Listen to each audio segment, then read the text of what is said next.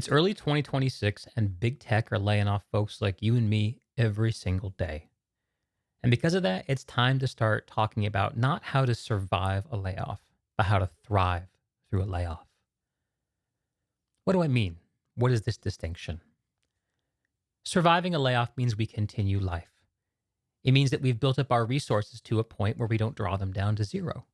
Our resource of power, we document our successes and be ready to talk about what we've done and can do. Our resource of money, we build up a savings so that we can survive the economic shift.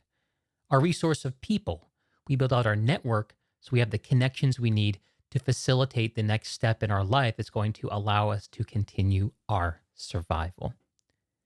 These are tactical responses to a survival problem, and we all have to engage with them. In fact, I'm engaging with these right now in the middle of surviving through a recent job change. But I'm not just surviving, I'm thriving. In fact, in many ways, I feel more alive than I have in years. And I want to tell you how I did it. It all goes back to the question of what do we mean when we say thrive? Thriving is a condition of fulfillment. It is an acceptance of the gift of life that we're given while we're here on earth. And it poses the question, why me? Why am I here? What am I called to do?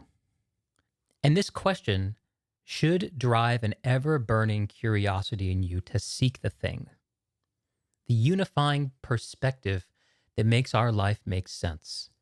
The earlier on we are, the younger we are, the less clear this will be. The older we get and the more of our lives proportionally that existed in the past compared to the future, the clearer this will become.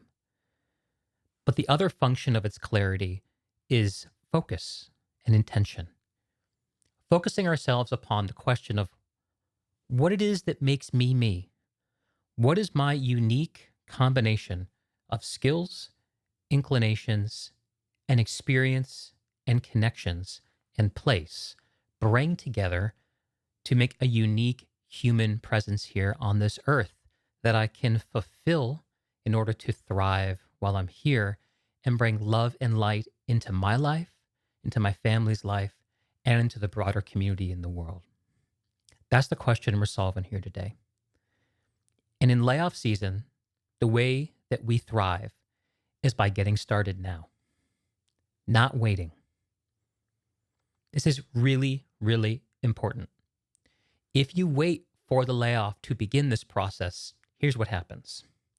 Instead of working on a vision, a big picture idea about our lives that takes us from here to here, if we wait for the layoff, then we're trying to go from here to up here. And suddenly that journey becomes impossible to imagine. It becomes uncertain and way too fraught to even begin taking the first step.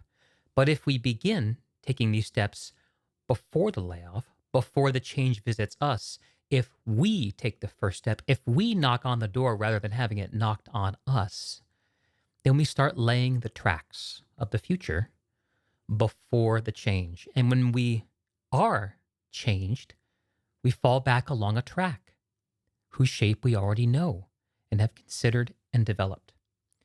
This will give us a sense of continuing threaded connection to our big idea, and it is the beginning of thriving. Don't wait for the change, be the change. So now that you're not waiting, it's time to start working on your big picture. There's no right way to do this. There's no right answer to your big picture. There's only your answer. But you won't have one until you start working on it. And the way we do this is very simple.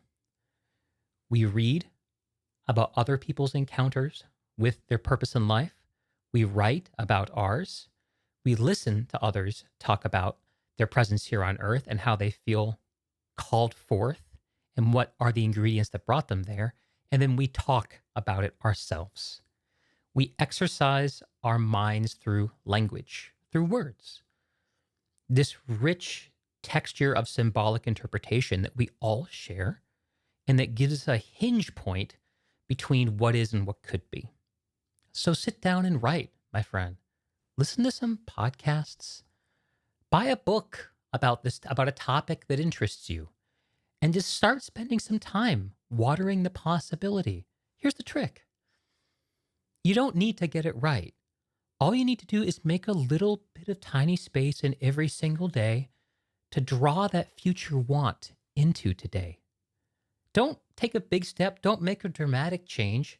Just draw your interest that is not yet achieved into your day today. And again, don't wait. As you iterate on this, your sketch will start to gain color and depth. This is why we start with a sketch of what we want. Because when we deepen something, it has to have a starting point. And we'll go back and we'll redraw some of the lines and we'll smudge stuff and erase other things and paint over. That's okay. That's part of it. But we must start and we must use the tools of language in order to develop our understanding of why we're here on earth. Read, write, listen, speak. Articulate your presence here in order to fulfill it. Okay. Last and certainly not least, my recommendation, if you want to thrive through a layoff, is that when the day comes and the change visits you, and you have the railroad tracks already laid down and your engine's already been built and lit, and you've already started traveling the path towards the life that you want, that you take your layoff as your cue to chug. You go. Don't treat the end of work as time off. Treat it as a release into the life that you want. Treat it as the opportunity, the gift of time that you have been struggling for so long. I've been through a few job changes, layoffs in my life, and the ones that were the happiest were the ones where I didn't take a bunch of time off to grieve, to kind of think through and feel through things. The best ones were the ones where I got to work on the next thing immediately and started taking those feelings of grief and sadness and frustration and anger and building them into my world and into the next thing that I'm doing. That's what really healed over those experiences. That's what I've found really works. Now, that's not to say that it's not useful to reflect. It is. That's why we articulate.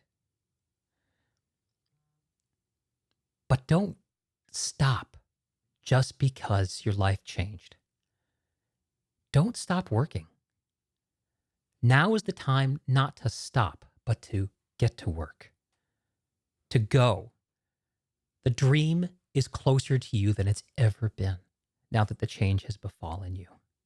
What an opportunity and a gift you have. Friend, you are days, months, weeks, maybe years away from your rebirth. You're almost there.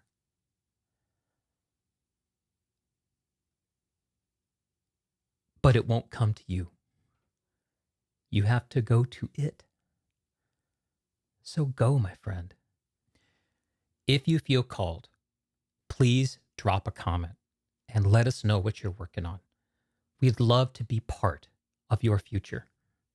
Build us into it. Let us be part of your network. We're going to go forward together. And I believe we'll find it. So have faith, my friend. God bless, and go get 'em.